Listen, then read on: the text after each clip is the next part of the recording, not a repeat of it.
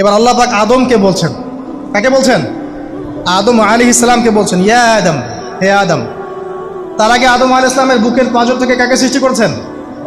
হাওয়া আলাইহিস সালাম, সভ্যতার ইতিহাসের প্রথম নারী এবং ইতিহাসের সবচেয়ে সুন্দরী রমণী কে? হাওয়া আলাইহিস সালাম। আরেকজন আছেন সবচেয়ে সুন্দরী রমণী, কে? কে বলতে পারবেন? জি না, হ্যাঁ, নাম কি?